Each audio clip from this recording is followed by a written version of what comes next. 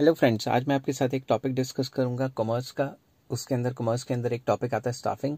Staffing के अंदर एक टॉपिक आता है कंपोनेंट्स ऑफ स्टाफिंग, कि स्टाफिंग के कंपोनेंट्स क्या होते हैं, स्टाफिंग में क्या क्या चीज़ आती है। स्टाफिंग में सबसे पहले आता है recruitment, selection and training.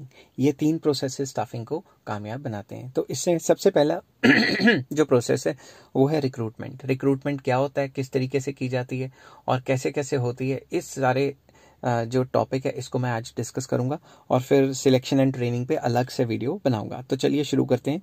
Recruitment. Recruitment का मतलब क्या होता है? It means attracting more and more candidates to apply for vacant job positions in an organization. किसी भी ऑर्गेनाइजेशन में ज़्यादा से ज़्यादा बंदों को अट्रैक्ट करवा के जॉब के लिए अप्लाई कराना, इसको रिक्रूटमेंट कहते हैं। मगर रिक्रूटमेंट एक पॉजिटिव प्रोसेस है जिसमें ज़्यादा से ज़्यादा बंदों को अप्लाई करवाया जाता है, ठीक है ना। सिलेक्शन में जो हमें चाहिए वो रखते हैं, बाकियों को निकाल देते हैं, तो वो एक नेगेटिव प्रोसेस होता है। नेगेटिव मतलब उसमें हम बंदों की छांटी कर देते हैं कि जो हमें नहीं चाहिए उनको निकाल देते हैं। रिक्रूटमेंट पॉजिटिव है, उसमें ज़्यादा से ज़्यादा लोग अप्लाई करते हैं। तो सोर्सेज ऑफ रिक्रूटमेंट क्या होते हैं, कहाँ कहाँ से रिक्रूटमेंट होती है? दो सोर्सेज हैं। सबसे पहला इंटरनल सोर्स और फिर एक्सटर्नल सोर्स। इंटरनल सोर्स जैसा कि मैंने पहले भी बताया था कि when vacant job positions are filled by existing employees, वो एम्प्लॉयज जो ऑलरेडी कंपनी में जॉब कर रहे हैं, अगर उन्हीं को प्रमोट करके जो वेकेंट पोजीशंस है उसमें लगा दिया जाता है, उसमें जॉब दे दी जाती है, तो उसे इंटरनल सोर्स कहते हैं। इंटरनल सोर्स या इंटरनल रिक्रूटमेंट कहते हैं। अब इंटरनल रिक्रूटमेंट के कुछ बेनिफिट्स हैं, कुछ फायदे हैं। क्या है?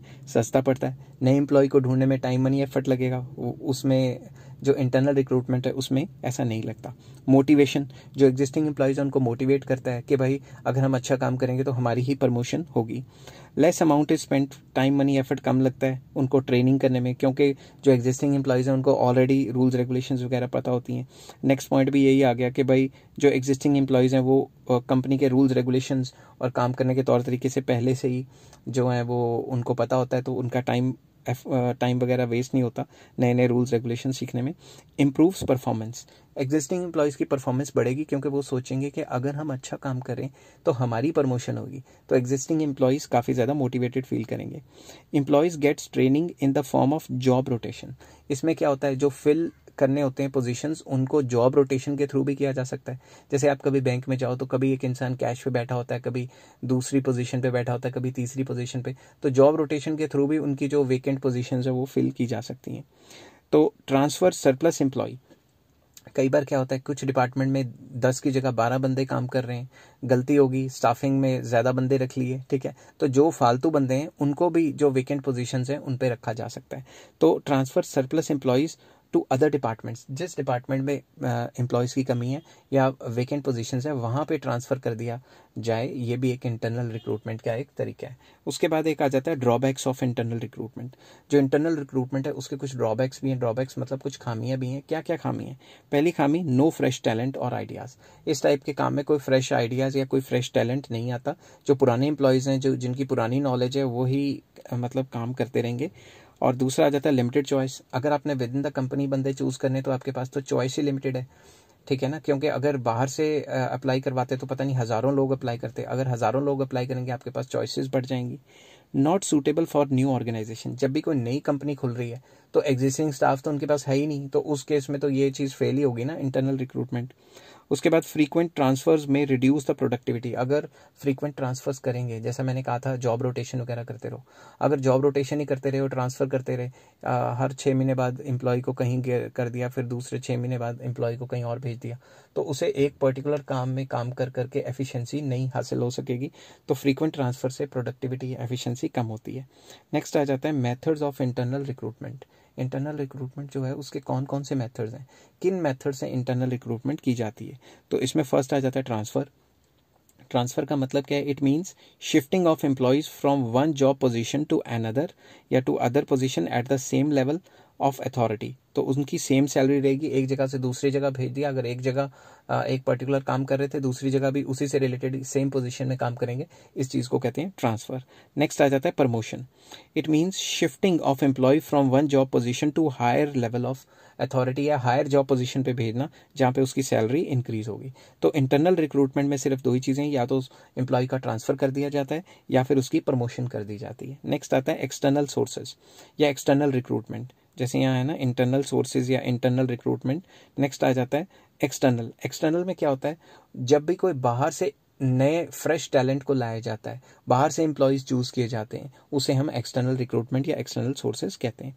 When the candidates are invited to fill the vacant job position from outside the organization, जब हम बाहर के बंदों को जॉब के लिए अप्लाई कराते हैं उनको हम एक्सटर्नल रिक्रूटमेंट कहते हैं. इसके बेनिफिट्स क्या हैं, जो उसके डीमेरिट्स थे, इसमें क्या फ्रेश टैलेंट आ जाता है, वाइडर चॉइस, हमारे पास ज़्यादा चॉइस हो जाती है क्योंकि ज़्यादा बंदे अप्लाई करते हैं जॉब के लिए. इससे हमें क्वालिफाइड एंड ट्रेंड पर्सनस मिल सकते हैं, लेटेस्ट टेक्नोलॉजिकल नॉलेज वाले पर्सनस मिल सकते हैं. कॉम्पिटिटिव स्पिरिट, जब नए बंदों को रखेंगे तो उसमें जो एग्जिस्टिंग एम्प्लॉयज़ हैं उनके अंदर कंपटीशन आ जाएगा कि कल को ये हमारे से प्रमोशन लेके ऊपर ना चले जाएं, तो एग्जिस्टिंग स्टाफ भी और अच्छे से काम करेगा. बट इसके डीमेरिट्स भी हैं. पहला demerit, moral of existing employees जो है वो डाउन चला जाएगा. क्यों? वो कहेंगे ले कल के छोकरे आके हमारे सर पे बैठ गए और हमारे को सिखाने लग गए काम कैसे करने, तो एग्जिस्टिंग स्टाफ का मोरल काफ़ी डाउन हो जाता है. New employees may not adjust in the rules regulations of organization, नए एम्प्लॉयज़ को एडजस्ट करने में थोड़ा टाइम लगेगा तो वो एफिशिएंसी कम हो जाएगी.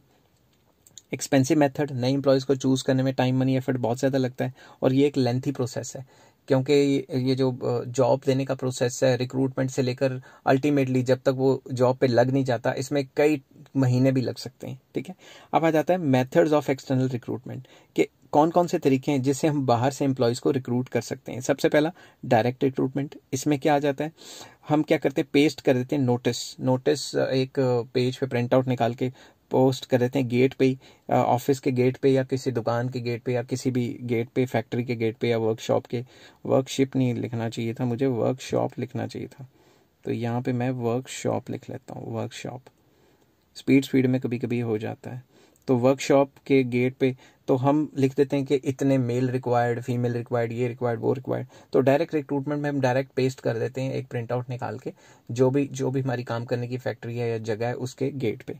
नेक्स्ट आ जाता है कैजुअल कॉलर्स. कैजुअल कॉलर्स में क्या होता है, job seekers leave application with the reception. जिनको भी जॉब चाहिए होती है वो अपना बायोडाटा या फिर रिज्यूम या फिर सीवी जो भी कहते हैं वो हमारा रिसेप्शन पे जमा करवा के चले जाते हैं. Application file acts as a waiting list. तो उन सारी जो एप्लीकेशन है उनकी एक फाइल होती है, वो एक टाइप की वेटिंग लिस्ट है. When ever job is vacant, अगर कोई भी जॉब हमें खाली होगी और वेकेंट है तो हम उसमें सूटेबल कैंडिडेट्स को कॉल कर लेते हैं. ठीक है, और इस तरीके से उनको जॉब दे दी जाती है. नेक्स्ट आ जाता है एडवर्टीजमेंट. मशहूरियाँ करना, न्यूज़पेपर में, मैगजीन्स में या ऑनलाइन वगैरह वगैरह कई साइट्स हैं, उसमें मशहूरियाँ दे देना कि हमें फ़लाँ स्टाफ चाहिए. ये भी एक तरीका है जिससे हम बाहर के एम्प्लॉयज़, बाहर के जो स्टाफ है उसको रिक्रूट कर सकते हैं ज़्यादा से ज़्यादा. नेक्स्ट आ जाता है एम्प्लॉयमेंट एक्सचेंजेस. गवर्नमेंट ने various types of employment exchanges both at state level and central level पे खोली हुई हैं. इसमें क्या होता है, government employment exchanges act as a middle man. तो जितना भी जो जॉब देने वाले हैं, ठीक है, मैं आपको एक डायग्राम से समझा देता हूँ. ये जॉब देने वाली कंपनी है, ये गवर्नमेंट ने एक्सचेंज खोला, ये गवर्नमेंट को कह देती है हमें इस टाइप के एम्प्लॉयज़ चाहिए. तो वेरियस टाइप्स के पर्सन्स हैं, वो लगातार अपनी एप्लीकेशन या अपना बायोडाटा गवर्नमेंट के एक्सचेंजेस में जमा करवाते रहते हैं और गवर्नमेंट उनको ईमेल के थ्रू या चिट्ठी के थ्रू भेजती रहती है कि भाई ये जॉब्स निकली हैं, तुम अप्लाई कर सकते हो. तो एम्प्लॉयमेंट एक्सचेंजेस के थ्रू भी जो है जो नया फ्रेश टैलेंट आ सकता है. नेक्स्ट आ जाता है placement agencies and management consultancy. आपको आजकल पता है कंसल्टेंसी सर्विसेज बहुत चल चुकी हैं. इसके अंदर क्या होता है, such agencies invite biodata and record from the various job seekers and send them to suitable clients. इनके कुछ क्लाइंट्स होते हैं, जैसे बड़ी बड़ी कंपनियां हैं, वो कहते हैं कि हम खुद जॉब जो एम्प्लॉयज़ हैं वो ढूंढने निकलेंगे, हमारा टाइम मनी एफर्ट वेस्ट होगा. तो वो क्या करते हैं, वो हायर कर लेती हैं प्लेसमेंट एजेंसीज को या मैनेजमेंट कंसल्टेंसी सर्विसेज जो प्रोवाइड करते हैं उनको हायर कर लेती हैं. तो वो क्या करती हैं, वो on the behalf of company लोगों को चूज करती हैं और डायरेक्टली उसमें रिक्रूट करती हैं. बट इस चीज़ के वो पैसे लेती हैं. पैसे किससे लेती हैं, कंपनी से भी पैसे लेती हैं और कभी कभी जो एम्प्लॉय चूज किया है उसकी भी आधी सैलरी ले लेती हैं. तो they charge a fees for their services, उनकी सर्विसेज का एक चार्ज होता है. उसके बाद आ जाता है कैंपस रिक्रूटमेंट. इसमें क्या होता है, किसी भी कॉलेज या यूनिवर्सिटीज़ में जाके जो बड़े बड़े जो कंपनियां हैं वहाँ पे टेस्ट वगैरह कंडक्ट करती हैं और देखती हैं कोई फ्रेश टैलेंट है तो उनको वहीं से पिक करके जॉब में अपने बैठा देती हैं. Next recommendation of existing employees. जो भी एग्जिस्टिंग एम्प्लॉयज़ हैं जो जॉब कर रहे हैं उनकी रिकमेंडेशंस पे उनके रिलेटिव्स या उनके फ्रेंड्स या उनके बच्चों को नौकरी मिल सकती है जो भी मतलब क्वालिफाइड है. तो रिकमेंडेशन ऑफ एग्जिस्टिंग एम्प्लॉयज़ भी अपने रिश्तेदारों को या जान पहचान वाले को जॉब पे लगा सकते हैं. नेक्स्ट आ जाता है labour contractors. Contractors, labour contractors भी जब, जैसे मान लो हमें जॉब चाहिए, ठीक है, हमें जॉब चाहिए, तो हम अगर सीधा उसके कंपनी के पास जाएंगे तो कंपनी के पास इतना टाइम ना हो कि हमारा इंटरव्यू ले वगैरह वगैरह, वो किसी ठेकेदार या कॉन्ट्रैक्टर को हायर करेगी और कहेगी कि भाई तुम हमें इतने बंदे चाहिए, इतने बंदे हमें प्रोवाइड करा दो, तो वो खुद नहीं रखेगी, वो ठेकेदार या कॉन्ट्रैक्टर के थ्रू हमें जॉब पे रखवा देगी। तो contractors are in touch with the people who are seeking some job. When need arises, contractors are hired for the work. Contractors को कंपनी हायर कर लेती है और उनके पास जितना भी स्टाफ होता है उनको भी जॉब मिल जाती है। इससे क्या होता है, कंपनी के ऊपर बर्डन नहीं है, क्योंकि वो परमानेंट स्टाफ तो है ही नहीं, ठेके पे काम करा रहे हैं, जब काम कराएंगे तो पैसे देंगे, काम खत्म तो पैसे खत्म, मतलब जॉब खत्म। तो ये जो थी, ये सारा का सारा जो था रिक्रूटमेंट प्रोसेस, इंटरनल एक्सटर्नल कैसे कैसे है, ये सारा मैंने आपके साथ डिस्कस किया। नेक्स्ट टॉपिक मैं जाऊँगा, इसके अंदर आ जाता है difference between internal and external recruitment. ये मैं नेक्स्ट वीडियो में समझाऊंगा आपको। अगर ये वीडियो आपको समझ आई तो please like, share and subscribe. Take care, have a nice day.